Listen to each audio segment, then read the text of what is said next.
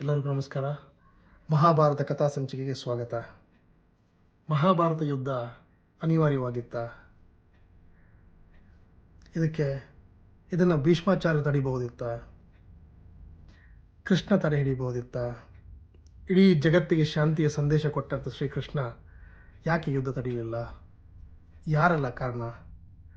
ತಿಳ್ಕೊಳ್ಳೋಕ್ಕೂ ಮುಂಚೆ ನಾವು ಮಹಾಭಾರತವನ್ನು 3 ಆಯಾಮಗಳಲ್ಲಿ ತಿಳ್ಕೋಬೇಕಾಗತ್ತೆ. ಮೊದಲನೇದಾಗಿ 5000 ವರ್ಷಗಳ ಹಿಂದೆ ನಡೆದಿರುವಂತಹ ಐತಿಹಾಸಿಕ ಘಟನೆಯ ಹಿನ್ನೆಲೆಯಲ್ಲಿ ನಾವು ಇದನ್ನು ಅರ್ಥಕೊಳ್ಬೇಕು. ಎರಡನೇದಾಗಿ ಇದರ ಹಿಂದಿರುವ ಮನಃಶಾಸ್ತ್ರ ಏನು ಅದನ್ನು ಕೂಡ ಅರಿತುಕೊಳ್ಬೇಕು. ಮತ್ತು ಮೂರನೇದಾಗಿ ಒಟ್ಟಾರೆಯಾಗಿ ಭಗವಂತ ಇಡೀ ಮನುಕುಲಕ್ಕೆ ಕೊಟ್ಟಂಥ ಸಂದೇಶ ಏನು, ಈ 3 ಆಯಾಮಗಳಲ್ಲಿ ನಾವು ಇದನ್ನು ತಿಳ್ಕೋಬೇಕು.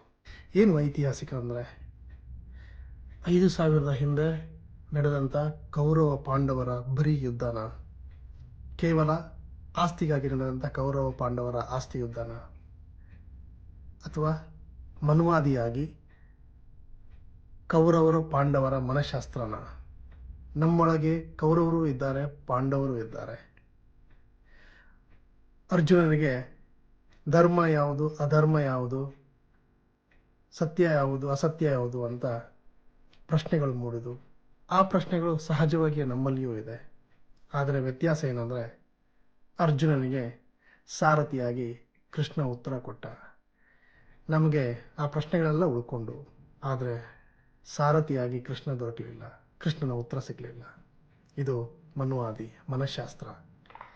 ಇನ್ನೊಂದು, ಎಲ್ಲ ಕಡೆ ಇದ್ದು ಎಲ್ಲರಿಗಿಂತ ಮೇಲೆ ಇರುವ ಆ ಭಗವಂತ ಮನುಕುಲಕ್ಕೆ ಕೊಟ್ಟಂಥ ಸಂದೇಶ, ಭಗವದ್ಗೀತೆ, ಅದನ್ನು ತಿಳ್ಕೊಳ್ಳುವ ಆಯಾಮವೇ ಮಹಾಭಾರತ. ಹಾಗಾದರೆ ಮಹಾಭಾರತ ಯುದ್ಧಕ್ಕೆ ಯಾರು ಕಾರಣ, ಯಾರೆಲ್ಲ ಕಾರಣ ತಿಳ್ಕೊಳ್ಳೋಣ ಮುಂದಿನ ಸಂಚಿಕೆಯಲ್ಲಿ. ಅಲ್ಲಿವರೆಗೂ ಓಂ ಸ್ವಸ್ತಿ.